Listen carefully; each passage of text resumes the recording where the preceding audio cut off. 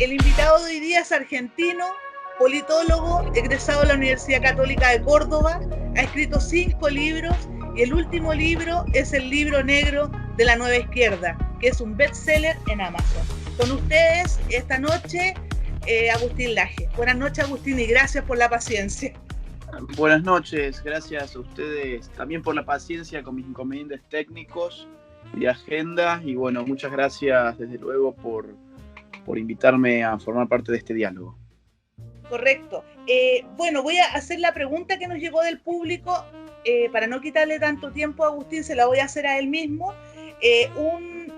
Una persona de Chile nos dice, se habla que el Foro de San Pablo es el gestor de estos pseudo movimientos feministas. ¿Qué opinas, Agustín Laje? No, yo no creo que sea eso correcto.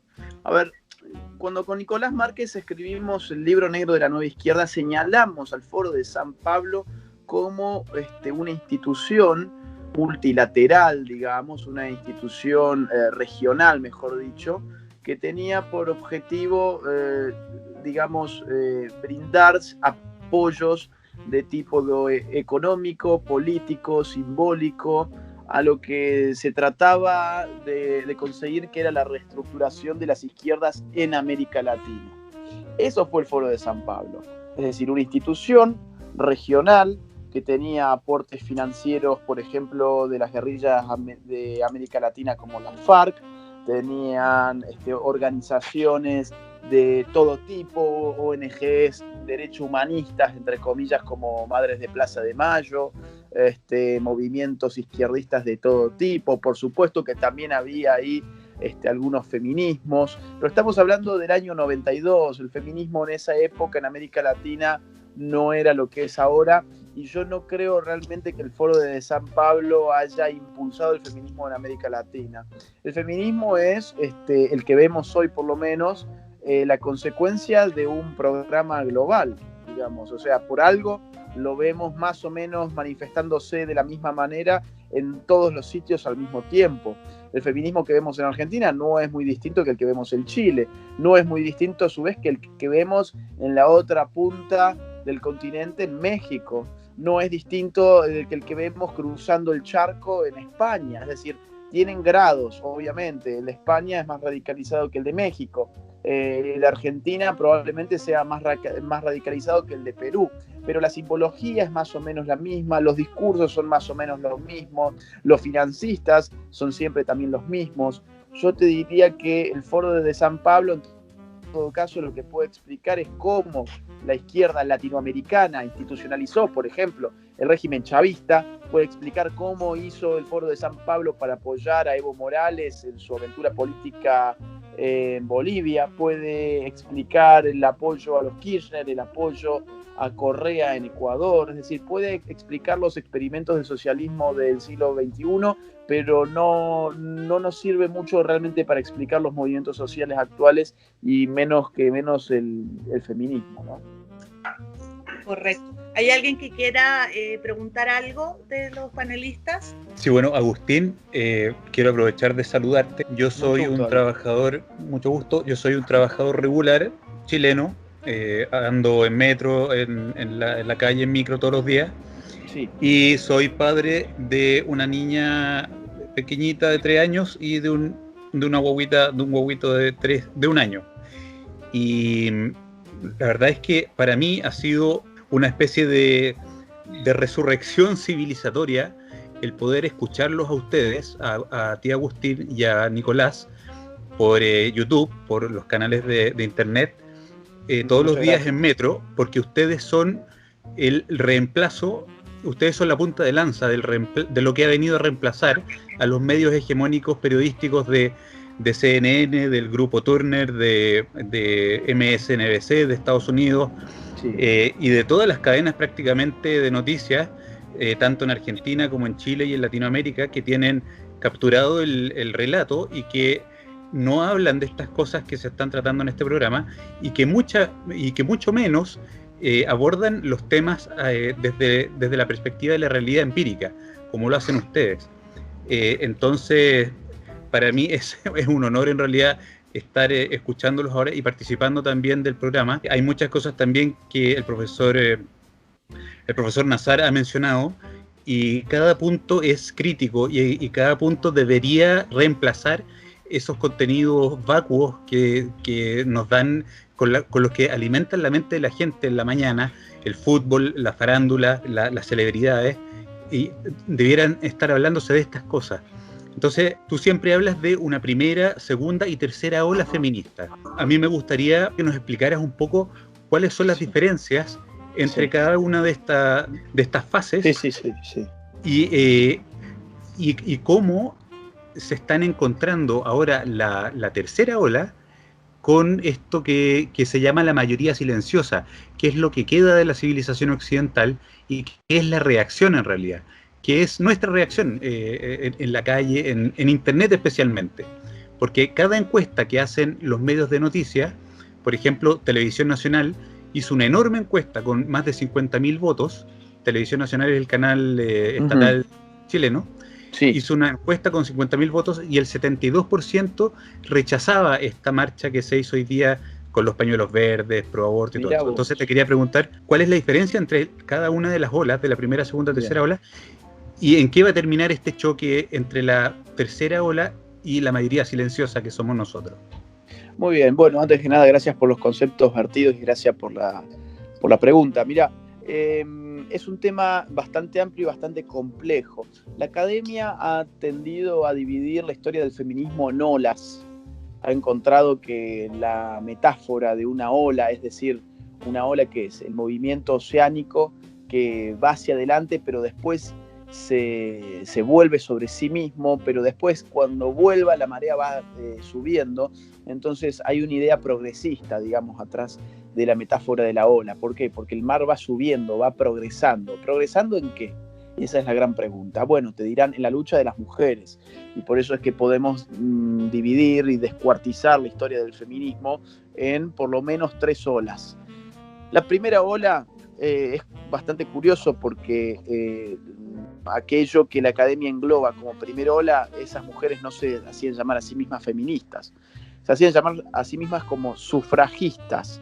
¿Por qué razón? Porque tenemos que situar en el siglo XVIII, XIX, en los países más avanzados, en Estados Unidos, en Inglaterra y en Francia sobre todo, donde movimientos de mujeres, conforme la filosofía liberal revolucionaria de la época, entendían que la igualdad ante la ley debería ser consagrada también entre los sexos y que las mujeres tendrían que poder votar. Por eso se llamaban a sí mismas movimientos sufragistas, pedían el sufragio, poder votar, ser votadas, poder también, por otra parte, heredar, por ejemplo, poder acceder a las universidades, etcétera, digamos. Distintas cuestiones que, a ciencia cierta, diferenciaban a los sexos.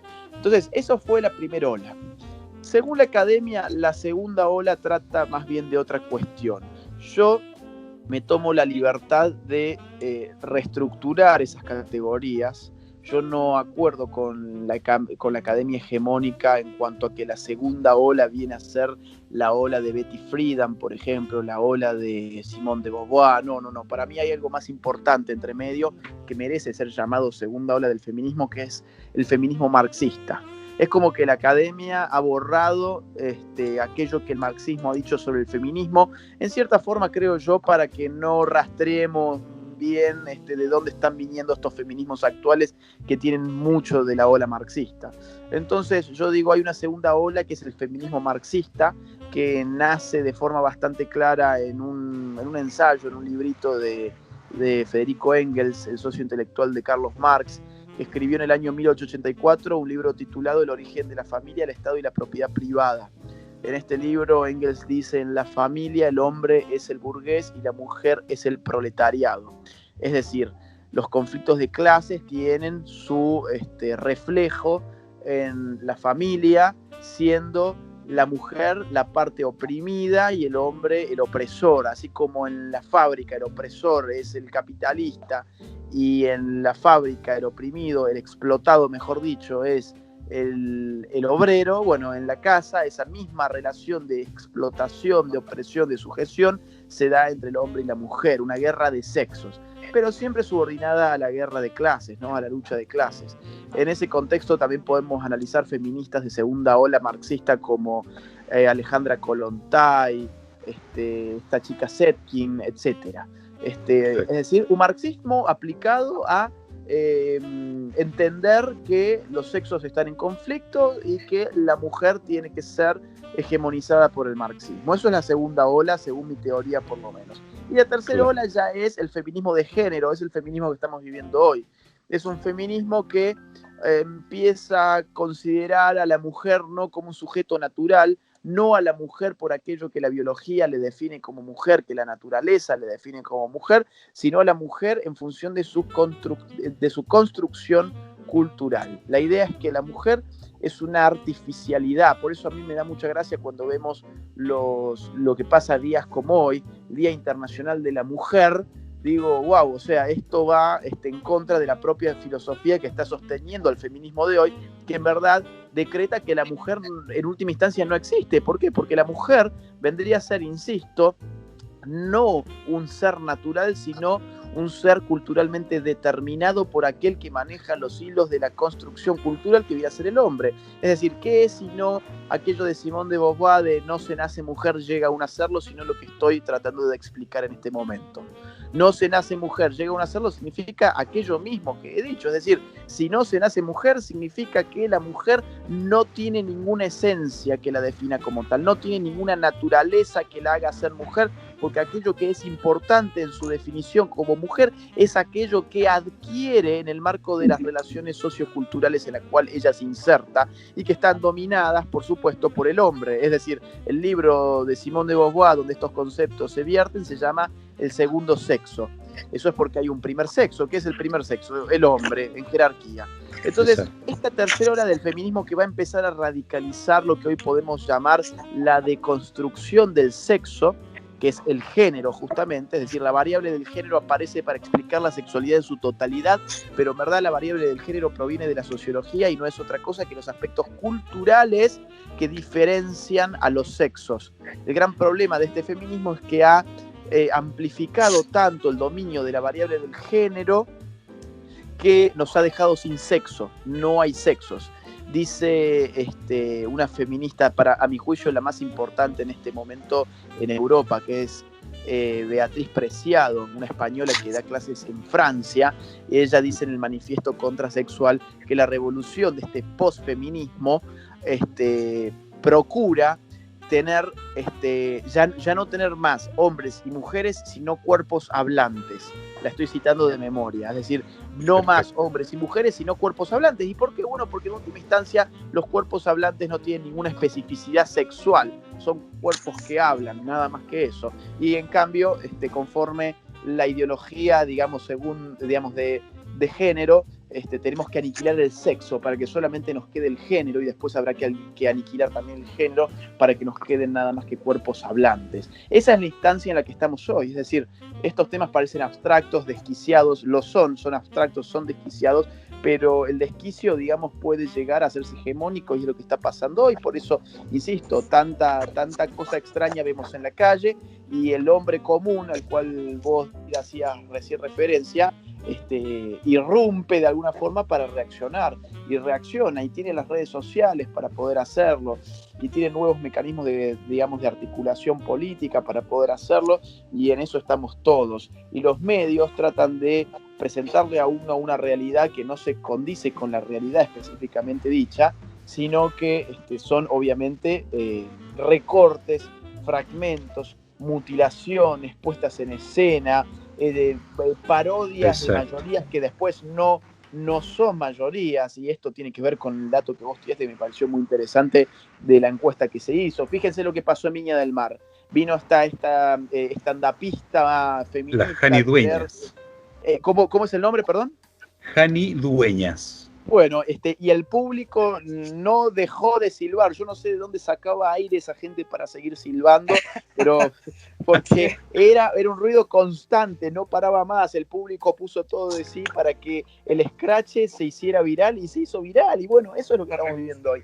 El problema son los medios tradicionales. Sí, la izquierda se ha transformado en una fábrica de memes, ¿ah?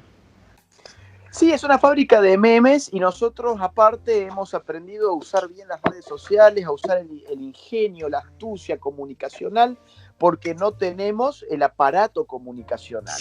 Entonces a ver, esto tiene la forma de guerra de guerrillas. ¿Qué era la guerra de guerrillas?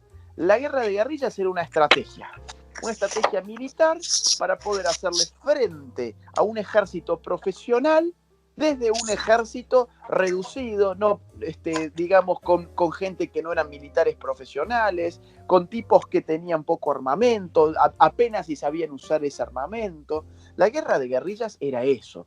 ¿Y cuál era el problema de los guerrilleros? El problema era, bueno, ¿cómo doy yo una guerra desde un ejército irregular contra un ejército estable, permanente y profesional, armado hasta los dientes? ¿Cómo puedo hacer? Y bueno, tengo que compensar mi debilidad con arreglo a las tácticas irregulares. Es decir, voy y ataco de noche, por ejemplo. Voy y meto una bomba acá, una bomba allá. No hago un combate cuerpo a cuerpo, porque el combate cuerpo a cuerpo, el combate tradicional, me revientan.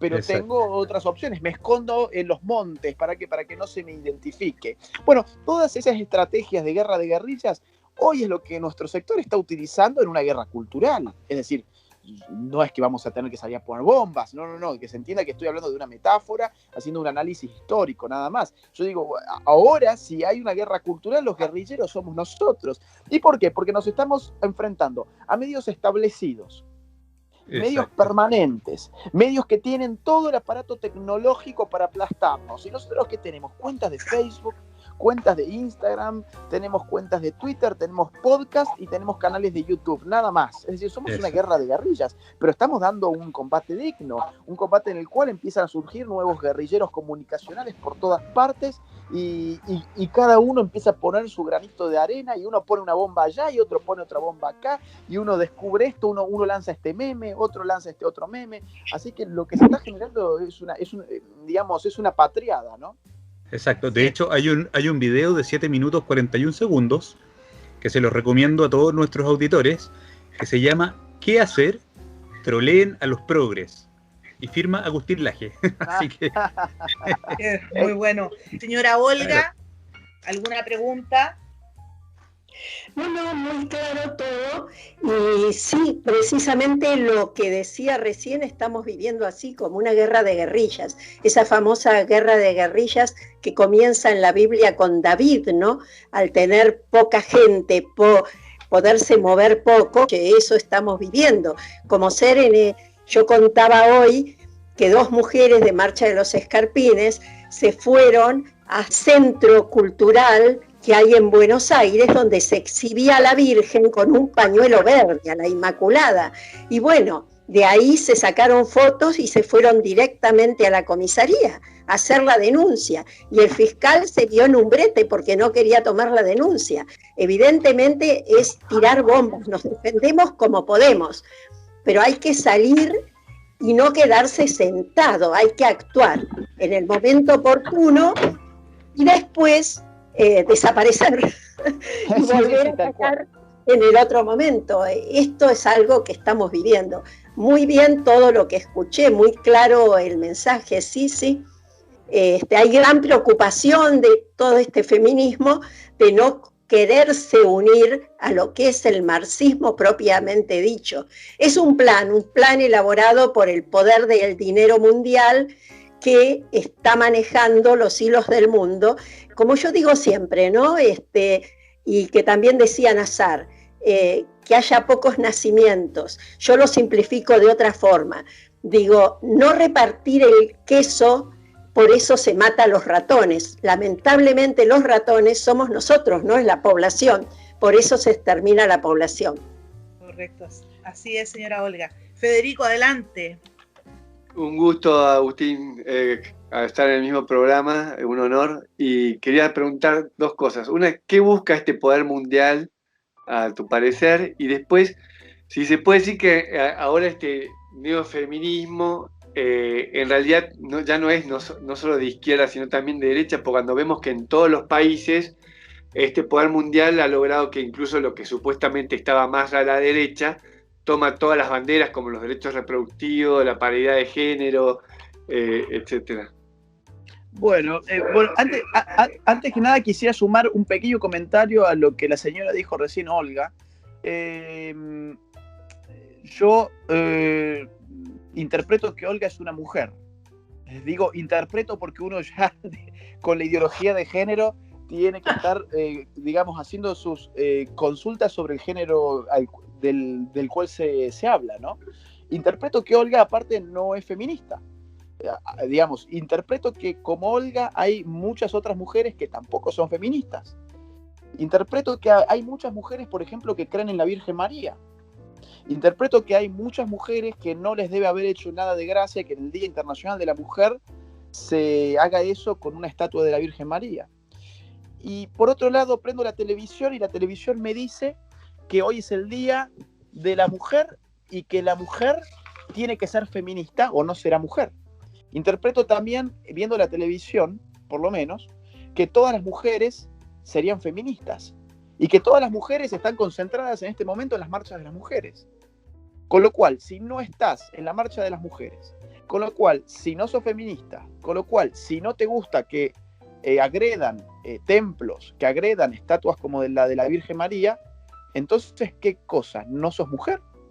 Por eso inicialmente dije, interpreto que Olga es mujer, porque yo ya no sé. Es decir, si uno empieza a ver estas cuestiones de cómo se van bajando las ideologías, lo que la ideología genera, sobre todo en los más jóvenes y en las chicas jóvenes, es esta idea de poder identificarse como sexo a través de una ideología.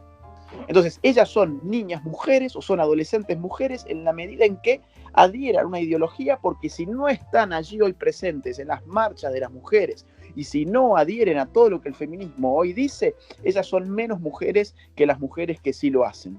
Es una cosa sumamente perversa, pero así es como están funcionando los mecanismos del poder hoy en día. Lo que me pregunta después el señor, bueno, mucho gusto y también es un honor para mí, lo escuché atentamente digamos, unos minutos en el cual usted hablaba sobre la brecha salarial, creo que era usted, y me pareció sumamente interesante y acertado el análisis.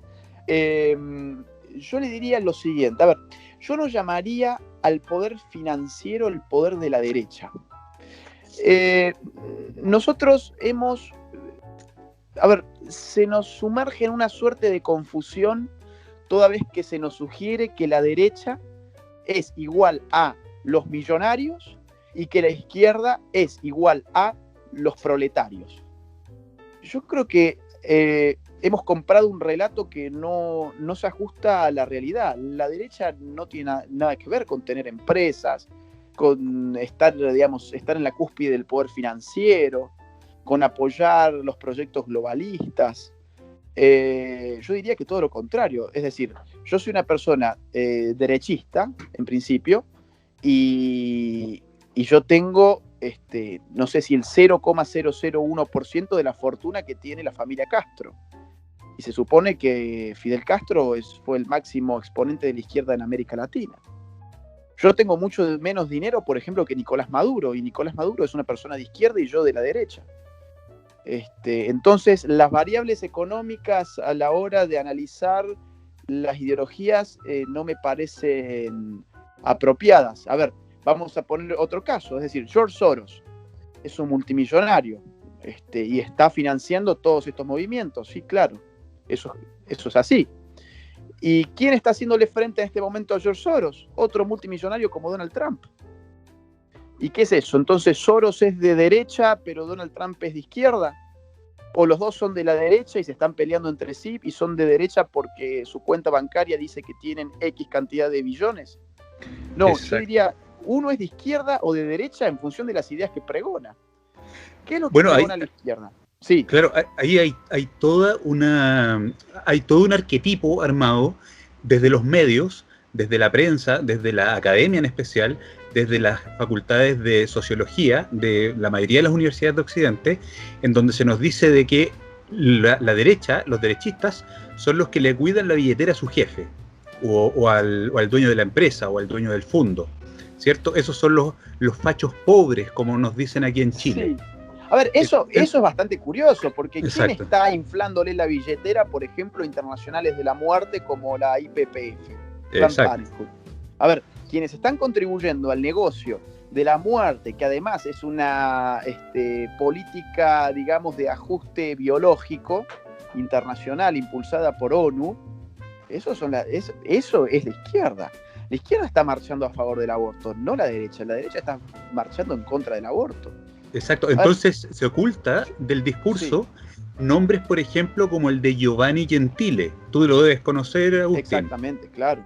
Exacto. Entonces, no sé si tú conoces también a Dinesh D'Souza. Sí, también. Él escribió un libro notable que se llama La Gran Mentira, The Big Lie.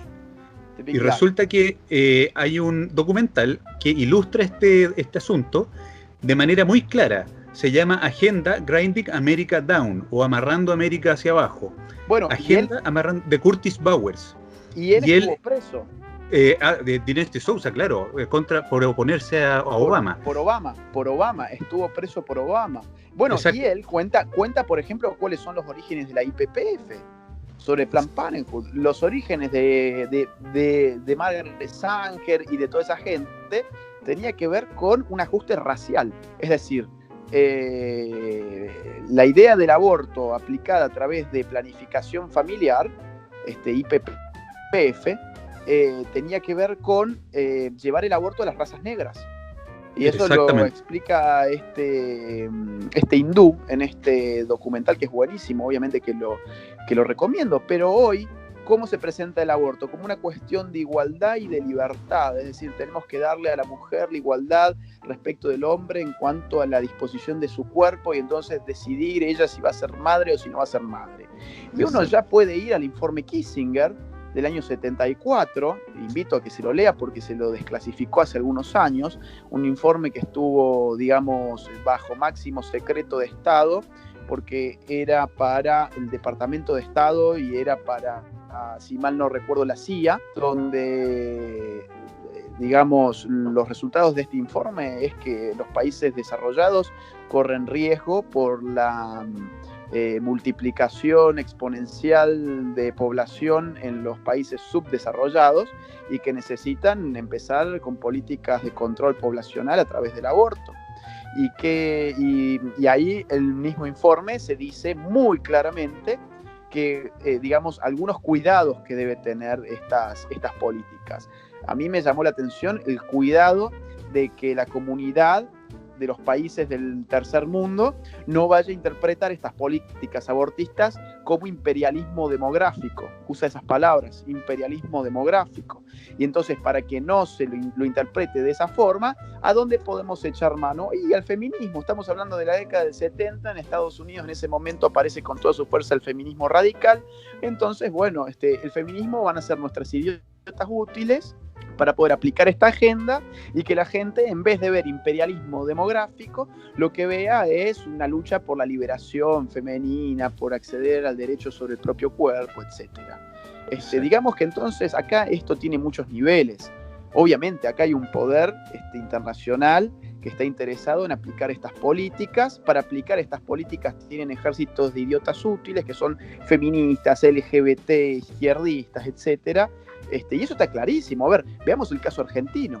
¿Qué pasó en Argentina? En Argentina, cuando se abre el debate, entre comillas, en diputados para legalizar el aborto, la ONU manda un comunicado felicitando a la Argentina por querer legalizar el aborto. Wow. Cuando en el Senado ya se notaba que la cosa no iba a salir, un día antes, en un intento desesperado, Amnistía Internacional paga $1 millón a The New York Times para que la contratapa de ese día fuera de color verde. Y la contratapa decía, el mundo los está observando a los senadores argentinos. Es decir, no nos interesa su soberanía, no nos interesa la representación que ustedes tienen sobre su pueblo. El mundo les está pidiendo. ¿Y el mundo quién es? ¿El mundo? ¿O somos nosotros que tenemos $1 millón para poner para una contratapa de color verde? ¿El mundo tiene $1 millón? O sea, ¿todo el mundo tiene $1 millón para poner ahí? o los que manejan el poder cultural e ideológico en el mundo. Y entonces, bueno, finalmente el aborto no sale en la Argentina y ONU manda un nuevo comunicado donde dice lamentar profundamente que en Argentina los derechos de la mujer, esto y lo otro. Y veamos otro caso. A ver, en Argentina, cuando acabamos de pedir un crédito al FMI el año pasado, se hizo un preacuerdo y uno lee ese preacuerdo y ¿qué encuentra? Bueno, encuentra obviamente política fiscal y política monetaria, es en qué se compromete el gobierno macroeconómicamente hablando para sanear la economía. Pero ¿en qué orden aparece? Aparece así: número 1, política monetaria; número 2, aparece política de género. Es decir, no aparece la política fiscal en el segundo orden de importancia. El segundo orden de importancia se lo lleva la política de género y la política fiscal recién viene en un tercer lugar. O sea, eso es lo que estamos viviendo hoy. Quien diga que acá no hay intereses internacionales de todo tipo, o sea, económicos y políticos, para implementar las ideas que estamos viviendo, bueno, está intentando tapar el sol con el dedo de una mano. Exacto, y ahí entra la diferencia entre lo que es la derecha y la izquierda. Lo que nos relata Curtis Bauer en su documental lo ilustra de manera clarísima cuando a la izquierda del espectro nos señala que hay 100% Estado a la izquierda y a la derecha hay 0% Estado. A la derecha 0% Estado significa anarquía y eso no tiene mucho sentido. Pero entre medio, entre el centro del espectro político, el 0% y el 100%, estaría el centro, ¿cierto? Lo que aquí en Chile identificamos como la democracia cristiana o lo que vendría siendo el macrismo hoy día en Argentina. Entre el entre el centro político y el 0%, ahí vendría a estar lo que conocemos como la derecha libertaria o el paleoconservadurismo, o los liberales clásicos. De hecho, los padres fundadores de Estados Unidos, los padres fundadores de las patrias sudamericanas. Entonces, con ese esquema se derrumba todo el engaño que nos han predicado desde los medios, desde la academia, porque lo único que significa la izquierda ya no es la revolución, ya no es la lucha por la desigualdad, ya no es la lucha por los pobres, sino que lo único que significa la izquierda es más Estado. Eso es la izquierda. Bueno, eso sin lugar a dudas. Lo que a mí me alarma es ver en digamos, si vos me dijiste 0%, pongamos que el sector libertario esté, no sé, en un 20% de ese espectro, bueno.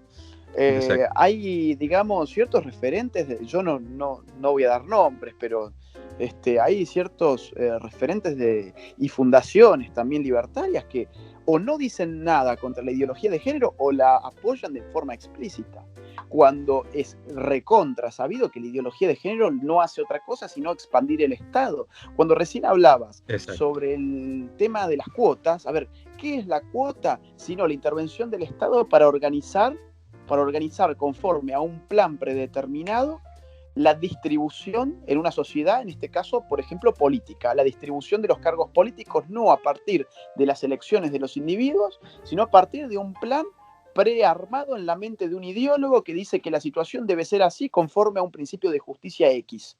¿Qué es la ideología de género, sino, por ejemplo, la regulación de salarios a través de la mentira de la brecha salarial? ¿Qué es la ideología de género si no leyes restrictivas respecto de la libertad de expresión que terminan, como en el caso español, ahora hace 1 o 2 días, en Valencia, el Estado secuestrándole un nuevo autobús que decía algo así como, nuevo autobús de Hazte Oír, dice, no es violencia de género, es violencia doméstica. Stop feminazis. Eso dice el nuevo autobús de Hazte Oír, que fue secuestrado por el Estado porque supuestamente eso era un crimen de odio y no sé qué otras cosas. ¿Qué es la ideología de género? Sino, por ejemplo, poner al sistema judicial a penalizar a un periodista como la Argentina, que dijo que un travesti de acá muy famoso que se llama Florencia de la B y recibió un premio de mejor actriz del año. Este periodista dijo, ese premio en verdad se lo merecía una mujer. Y ahora está pagando judicialmente. ¿Ese fue la nata? Que tenemos por todos lados. ¿Y qué hace mientras tanto gran parte del sector libertario? Nada, se queda totalmente callado. Increíble. Se queda totalmente callado. No le queremos quitar más tiempo a Agustín Laje lo invito a despedirse de nuestros oyentes y muy agradecida porque estuve toda la semana molestándolo para que estuviera esta noche, así que le agradezco su participación. Bueno, muchas gracias a ustedes, ha sido un gusto este diálogo para mí, súper rico, espero que también para la audiencia. Te agradezco mucho por la invitación y bueno, ojalá que en algún momento podamos repetirlo. Un abrazo enorme a todos. Igualmente para ti. Muchas gracias. Muchas gracias, Agustín. Igualmente. Chau, hasta la próxima. Bueno, este era el invitado sorpresa que teníamos esta noche. Me costó. Muy bueno, muy buenas, felicitaciones. Pero logré, estuve toda la semana ahí tratando de que se hiciera un tiempo porque es una persona con una agenda bastante amplia y ocupada, correcto. Federico, adelante. Sí, hola, ¿qué tal? Unas cosas que mencionó justo Agustín, que el tema de la brecha de salario es otra farsa, y eso es una de las cosas que justo iba a explicar por qué. En Argentina, el Ministerio de Trabajo hizo el año pasado un estudio estudiando todo el tema de la desigualdad, supuesta desigualdad de género, ¿no? Y descubrió que si uno dividía los ingresos por la cantidad de horas efectivamente trabajadas, las mujeres ganaban más que los hombres en Argentina. ¿Por qué es esto? Porque muchas mujeres, por ejemplo, trabajan en el sector de educación, donde hay más vacaciones que en cualquier otro sector de la economía, o en el sector judicial, que tienen 1 mes y medio de vacaciones. Entonces, eso hace que si uno dividía los ingresos por la cantidad de horas, y además en el sector judicial trabajan a veces 6 horas. Entonces, daba este dato muy interesante, que en realidad hay desigualdad de género en Argentina en contra del hombre, ¿no? Y sin embargo, este informe, que incluso salió en uno de los diarios más leídos, fue ocultado olímpicamente. O sea, nadie salió a decir qué barbaridad, casi hay un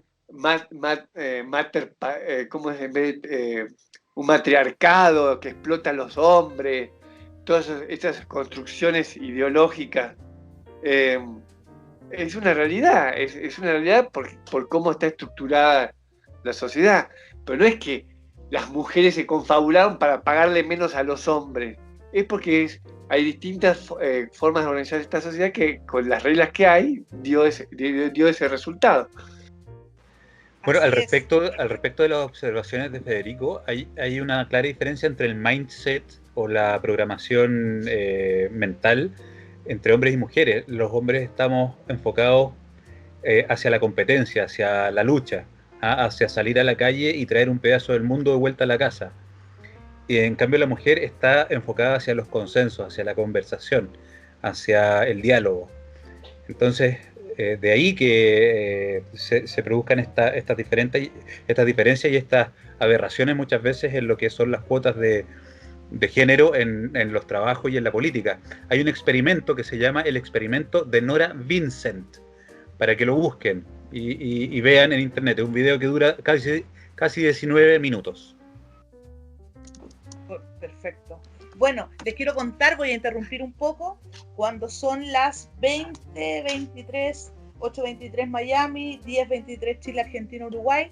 Muchas gracias a todos ustedes por acompañarnos y estar todos los viernes con nosotros en nuestro programa. Muy agradecida. Adelante, señora Olga.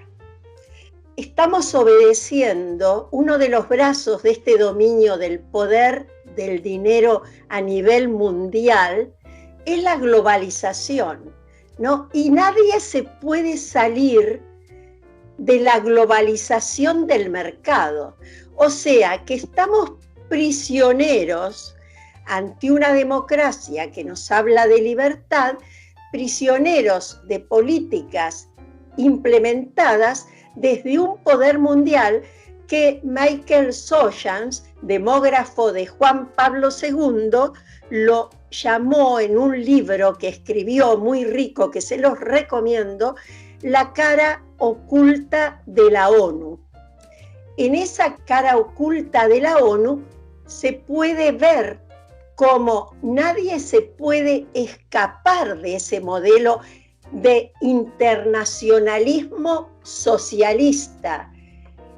Si bien se insiste, porque nosotros no escuchamos a un solo gobierno que diga, que niegue la necesidad de las reformas económicas, pero sin embargo esas reformas económicas se las coloca dentro de un lugar, el objetivo es el político y lleva a limitar la soberanía de los estados y colocar estos bajo un control de un poder político mundial.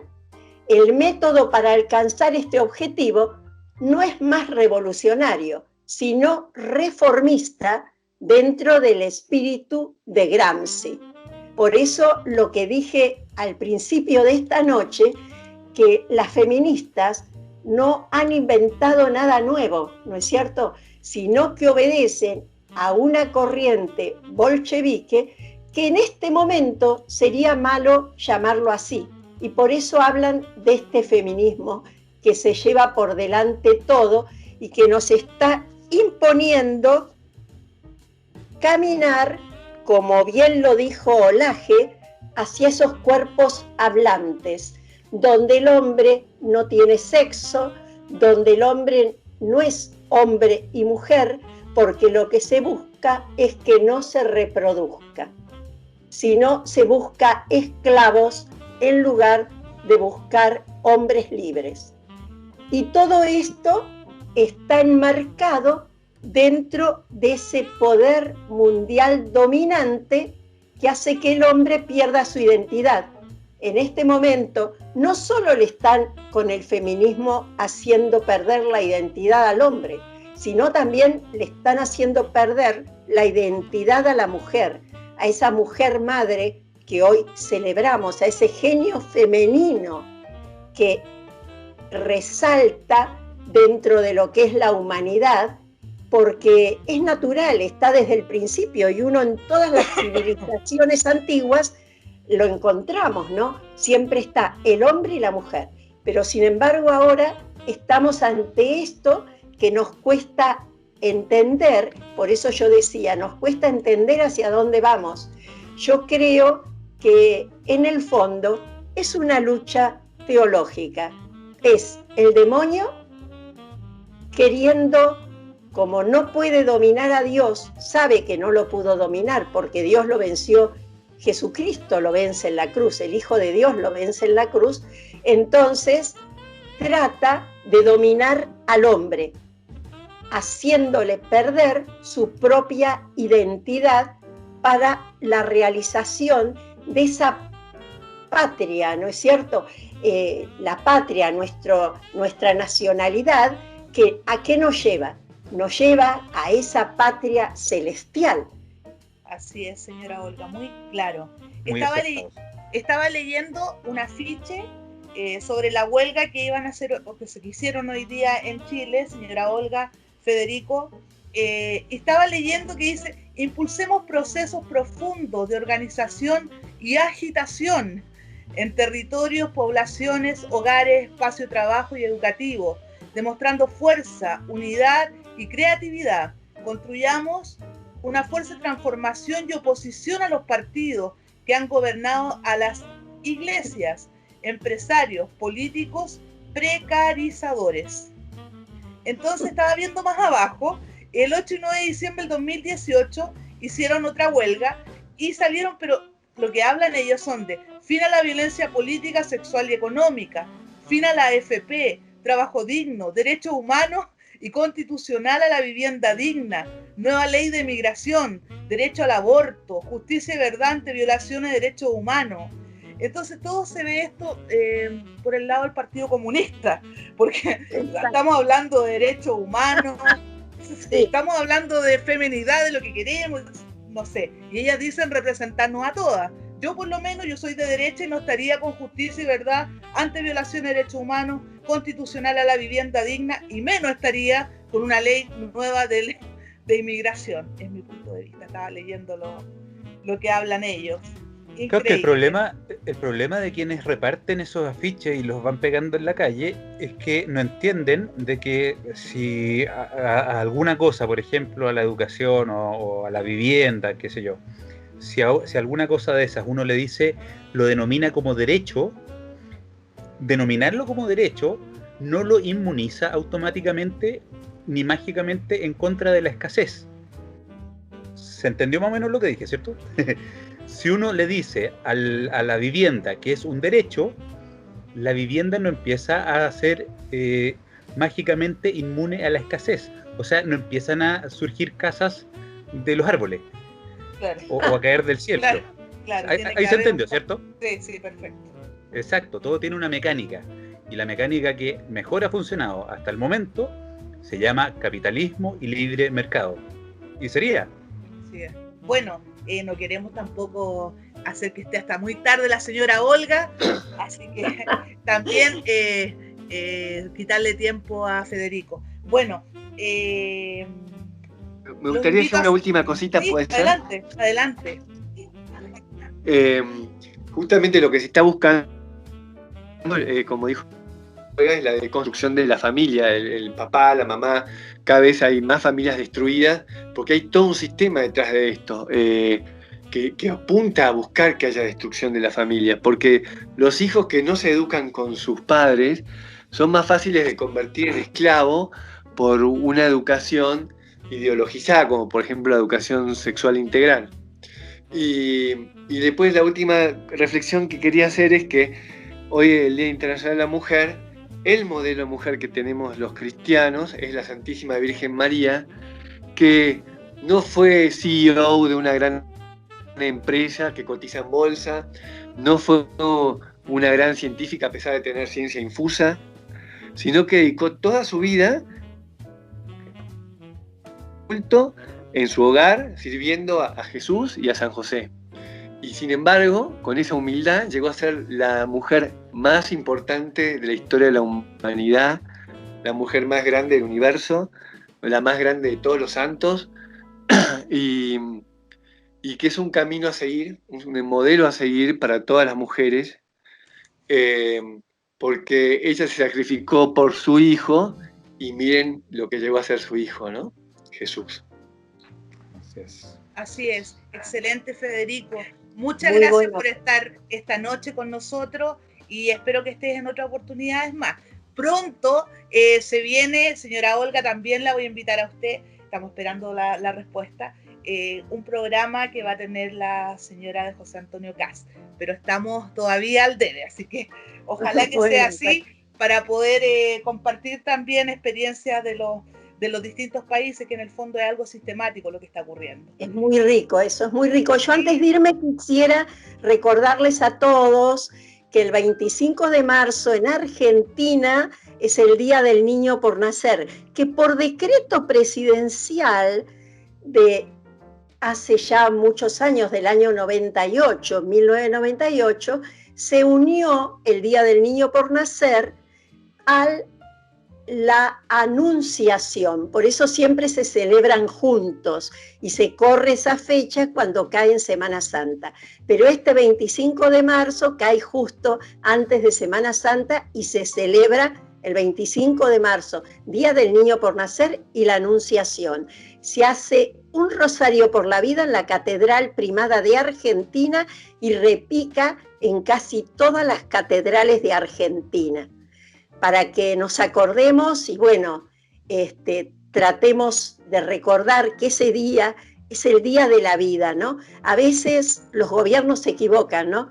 Los gobiernos soberanos a veces se le escapan al poder mundial y sacan estas cosas para dejar claras ideas. Esas son las lucecitas que a veces van guiando a la humanidad. Nada más. Y buenas noches a todos y muchas gracias. Muchas gracias, señora Olga. Lo voy a poner en el Facebook de la radio, lo que usted me está diciendo, y creo que me mandó el afiche, así que lo voy a poner para que la gente también ayude a esta tan bonita y noble obra. Así 25 de marzo, ¿cierto? Correcto. 25 de marzo, y creo que en muchos países coincide esa fecha. 25 de marzo. Y no salimos a pelear a la calle, rezamos el rosario de rodillas delante del Santísimo. Muchas gracias, señora Olga. Muchas gracias por estar esta noche con nosotros. Bueno, recuerden seguirnos en la radio, en el Facebook, TPC Radio Libertaria. Queremos llegar a los 5.000 seguidores, llevamos 1.600, esperamos poder llegar a más gente, así que les pido esa ayuda a nuestros queridos oyentes para difundir. Así que muchas gracias por estar con nosotros. Después voy con lo final que voy a decirlo. Adelante. Muchas gracias, María Inés. Un gusto escuchar a la señora Olga nuevamente y una gratísima sorpresa haber escuchado a don Federico Nazar en su exposición, que tiene que ver con este sentido maltusiano que nos quieren imponer. Hace bastante rato ya, hace bastantes años, que la conspiración dejó de ser una teoría. Nos ven a la humanidad, ven a la especie humana como bocas a las cuales alimentar, y no como potenciales generadores de riqueza. Y Dios llama a proteger la vida, porque cada vida es única. Cada vez que se combina el ADN de dos personas, se produce una vida humana nueva, única e irrepetible, con un ADN distinto al de sus padres. Y quiero leer acá algunas cosas. Por ejemplo, si el feminismo no es capaz de defender a la mujer desde el vientre de su madre, entonces no sirve de nada. Aquí tengo otro texto también. Por ejemplo, tenemos el preservativo masculino, ¿cierto? El femenino, las píldoras anticonceptivas, el anillo hormonal, la famosa T, la inyección anticonceptiva, el diafragma, una cirugía de esterilización, un parche anticonceptivo, el calendario incluso de días fértiles, que es el método que usamos los cristianos. Hay una serie de implantes también, ¿cierto? De métodos anticonceptivos para evitar embarazo. Pero pareciera ser de que para las feministas radicales, si no es con aborto, entonces no sirve, ¿cierto? Entonces, acá tenemos también los privilegios, los supuestos privilegios que tenemos los hombres con la cuales nos acusan las feministas. Porque resulta de que las muertes por homicidio, un 70% son hombres. Los muertos en accidentes laborales, un 95% son hombres. Los hombres se suicidan en un 80%. El 90% de las poblaciones penales son hombres. La esperanza de vida de los hombres es 7 años menor. Los estudiantes universitarios hombres ahora llegan al 40%. El resto lo ocupan mujeres. El fracaso escolar es mucho mayor también en hombres. A los hombres se les niega de manera casi automática la custodia de los hijos. Para los hombres tienen el doble de posibilidades de acabar en prisión por el mismo delito, y un 63% más de posibilidades de una condena más larga. Los hombres se jubilan más tarde en 37 países, pese a tener una esperanza de vida menor. Y de los condenados a muerte en el mundo, los hombres son un 99%. De los 25 peores trabajos, 24 son solamente ocupados por hombres. Los hombres tienen peores servicios sanitarios y hay programas especiales únicamente para mujeres. Y el alcoholismo y la adicción a las drogas es mucho mayor. Y el 70% de las personas en situación de calle, como se les dice, el 70% aproximadamente son hombres. Así que cuando les hablen de heteropatriarcado opresor, acuérdense de estos datos. Y finalmente, para cerrar el comentario, el 8M se conmemora la muerte de 129 trabajadoras quemadas en la fábrica Cotton de algodones, tras declararse en huelga para exigir mejoras laborales que incluían amamantar a sus hijos. Pero resulta que exigir el aborto en esa fecha contradice a esas 129 mujeres que lo único que pedían era poder cuidar a sus hijos, no matarlos. Así que agradezco nuevamente a María Inés, a Alicia, a la señora Olga, a Federico por estar acá, y agradezco también la presencia de Agustín Laje. Ha sido un tremendo programa, espero que se repita, y un abrazo nuevamente a todos los hispanoparlantes y a todos nuestros oyentes, esperando que tengan una excelente semana. Muchas gracias, María Inés.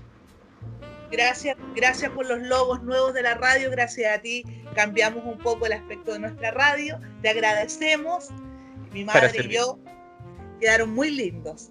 Bueno, queremos también agradecerle a los oyentes que estuvieron con nosotros esta noche.